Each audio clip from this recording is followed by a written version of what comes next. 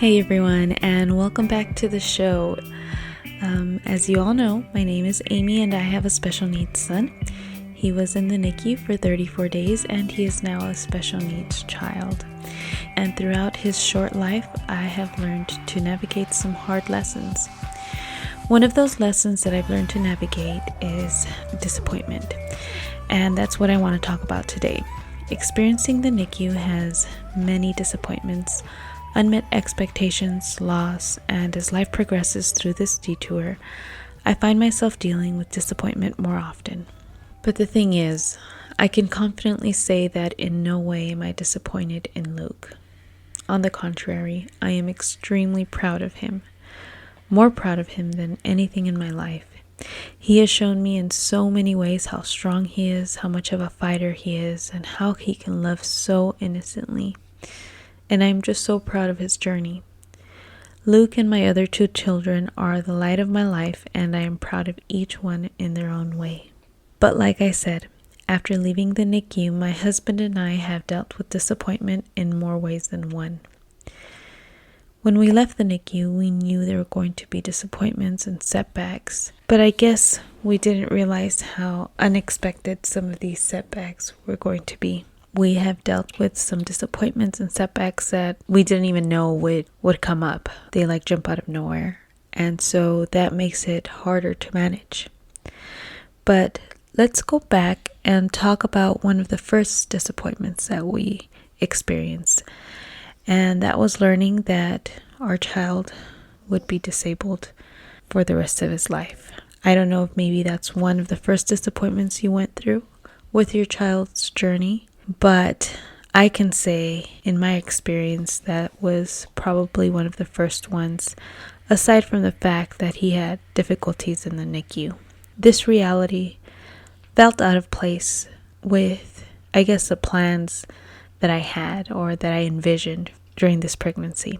I had thoughts and expectations for Luke when I was pregnant, and in no way did they actually look like what we're going through now.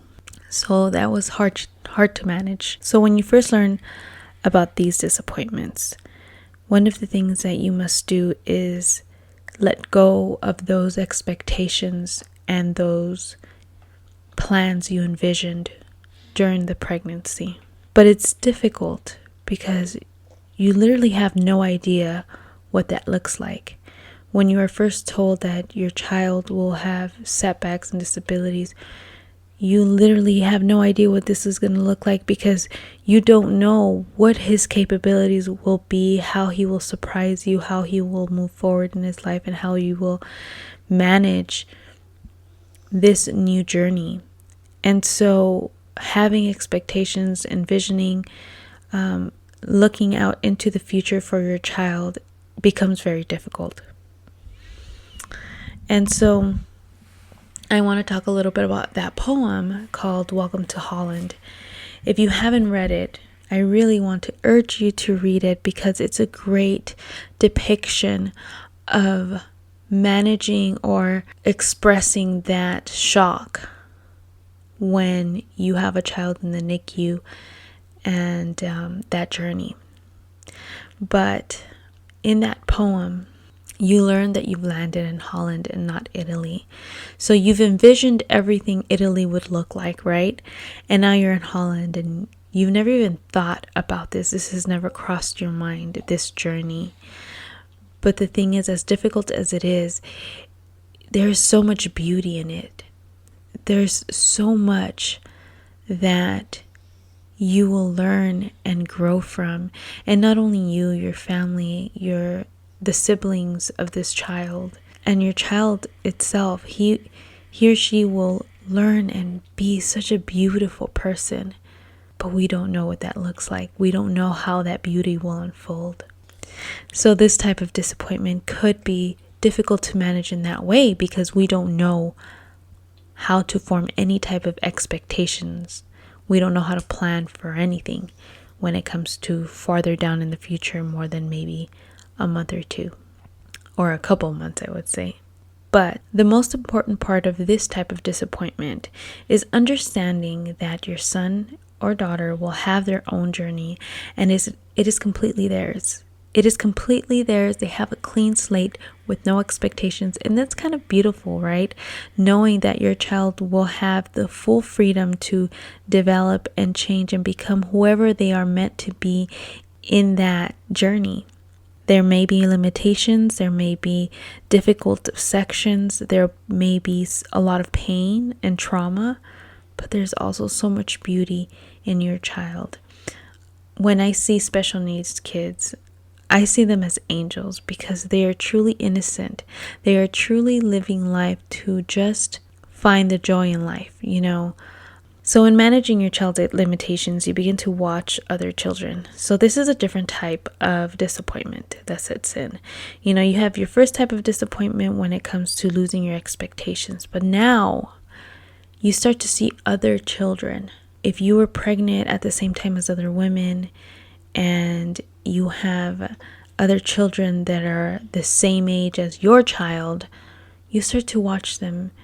And then comparison starts to creep in. My child, I wonder what my child would look like if they were this age. You see these other kids start to walk. You start to see these other kids start to, smile, laugh, hit milestones. And you're not on that journey. But that little comparison, that word comparison starts to creep into your mind unknowingly, which starts to bring in disappointment. But what I want to say to that is don't let that rob you from the beauty your child brings to your life. There is always, and I mean always, something to be proud of when it comes to your child. Milestones, those on paper that we all think kids should meet at a certain time, those don't apply to us. And it's okay because we're on a different journey. There is so much to be proud of when it comes to these special needs kids. It may not be walking, but you know what? He was able to just look at you, actually look at you and see you. He was able to find you when you started talking to them. He was able to smile, or they were able to eat for the first time, and it doesn't matter what age this is. They were able to stand for the first time, and no, it might not be at 9-10 months. It might be a lot older, but they got there. So every single thing, the fact that they're here today is a miracle, and that is a milestone in itself. That's huge. So don't let this comparison that starts to creep into your mind rob you from the beauty of what your child is showing you day in and day out. And the journey is not only your child's, it's also yours. And this journey will allow you to just love deeper and have a deeper appreciation for the smaller things in life. It will give you perspective. And when you have perspective, you become more thankful. Life has more meaning to you. So there is always a positive side to some of these difficulties that we're going through. This type of disappointment is emotional, and it comes from experiences and trauma and comparison and just daily life. But we are able to manage through finding the positives in our life, allowing our children to develop on their own path, and makes it manageable. It makes it worth it because we know our children. But with that being said, there are parts of this journey in which the disappointment comes from the outside, from people you have to depend on, such as the medical field or specialists. Accepting your child's disability is one thing. Letting go of those expectations is one thing because you have control of that. It just takes a matter of time and a matter of knowing your child, right? But it's easier for us because they are our children. We love them. We watch them daily. We know their personalities and their character. But every time we have to explain their journey to the doctors or the specialists, it brings us back to those painful moments. It brings us back to that trauma. And there we have disappointment come in again. Yes, each time may be painful, but as we tell their stories each time, you're going to start finding gems of how they're surpassing the limitations that were spoken over them, over their lives by doctors. So, in that difficult conversation you may have with a doctor, don't be afraid to highlight the parts where they were wrong. Because let me tell you, there are going to be parts of their limitations that the doctors were wrong, or that he grew out of, or that he was able to learn to change. From experience, I know that every time your child is assessed, you struggle holding back tears at the fact that they are still so far behind when it comes to milestones. So going back to milestones, they're always going to ask you for that. For some reason, knowing that you have a special needs child, seeing that list of milestones and only having 2 or 3 checked off, it just would break my heart. But I would have to remind myself that Luke is on a different path. Those milestones are for their assessments, for their ability to justify his medical needs. But for me, those don't mean anything, because Luke is on his own path and he will get to the milestones he will get through on his own time. I know every time Luke was assessed for either a therapy evaluation, a doctor's appointment, or a procedure, I would have to explain all of Luke's limitations. And it's painful. It is. Even though you're accepting of your child's special needs or struggles throughout life, it's still painful. And it's also difficult to make people understand that your child is not defined by the limitations that they have. For example, last year we started the process of getting Luke's wheelchair, and the nurse, for some reason, could not understand why a child that was 1 would need a wheelchair. So having to justify his needs was frustrating, and I was honestly more disappointed in the nurse's lack of knowledge than the fact that Luke needed a wheelchair. Her lack of empathy and her need to question everything made me more upset. So with that, it is disappointing that people don't have the slightest clue of what we have to endure as parents when we have to advocate so strongly, when we have to push so strongly. Advocating for your child takes so much persistence, phone calls, and push in order to get your child the help they need. And sometimes there is so many doors that are going to be shut in your face with a big no, and then you ask why, and they come with the explanations of, well, there's no medical necessity, which in your mind you're like screaming inside, because you don't know how much they don't know how much you have to go through in order for your child to get care. My son needed a speech evaluation and he was denied so many times. It took over a year to get him that appointment. I had to talk to supervisors, managers, and submit complaints. I would be on the phone for hours, and finally he received the care he needed. But I just want to sit here and tell you to don't give up. I still have to do this on a weekly basis, on a daily basis, so don't give up. This week, I also had so much trouble getting Luke his food. This week is another example of how the insurance companies can fail you, because Luke only eats a specialized formula because he has stomach issues. And so I can't really get this formula from anywhere, so I have to get it sent from the pharmacy. And he's running out. He's on half a can left, and I still have not gotten anything delivered for him to eat. So I sometimes have to depend on the insurances, on the pharmacies, on the doctors, and I have to push and just go through a lot of difficult conversations, a lot of arguments with the professionals and doctors and pharmacies in order to get Luke the help he needs.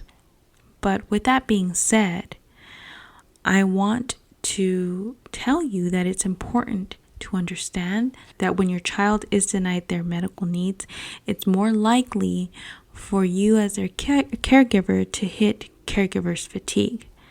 So my advice for this is taking breaks between phone calls, taking a walk after you talk to the nurse or the professional, and utilizing all, and I mean all, of the case managers and programs that are offered through either the state, the community, the insurances.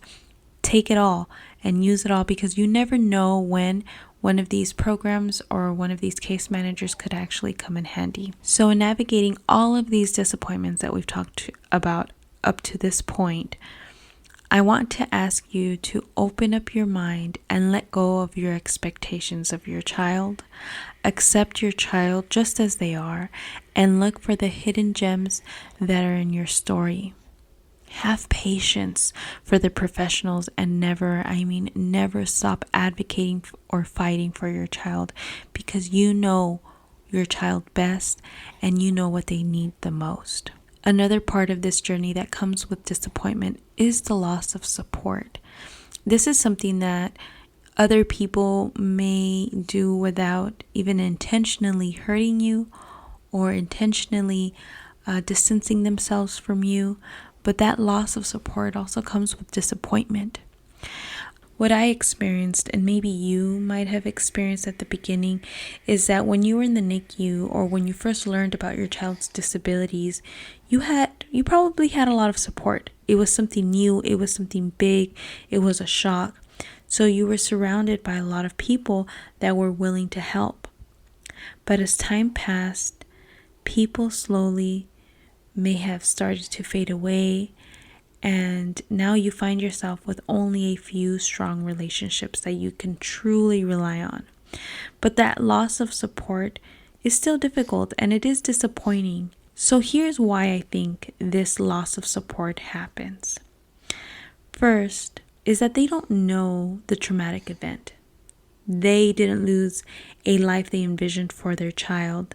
They didn't experience the endless nights in the hospital with the beeping that maybe still wakes you up to this day with nightmares, because I can say that sometimes I hear beeping. I hear things like his feeding machine beeping or going off, and it's nothing,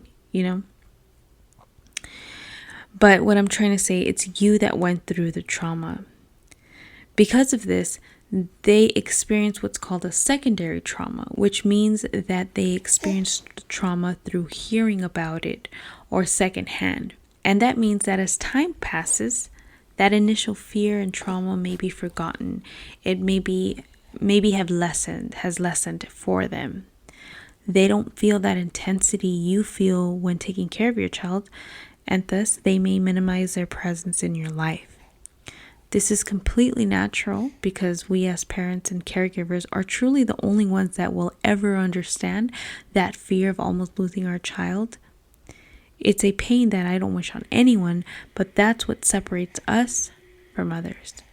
These people that slowly faded away were there for you because they could see that initial shock, that initial trauma, and learning about your child was right there in their face, because you couldn't ignore the fact that maybe your child was in the hospital, that you were struggling. But maybe as you brought your child home and you settled into a daily life routine and learned to navigate your new normal, they began to hear and see less and less of this struggle. So because of that, their support also lessened. But you will have those people that, despite how graceful you make your life on sound or look on social media, they know the reality, and those are your supporters. Those are the ones that will help carry your burden, and those are the ones you need to focus on. A second reason why I think you lose support, it's because it's not easy to truly be there for someone in our position. It takes effort, and to some extent it takes sacrifice.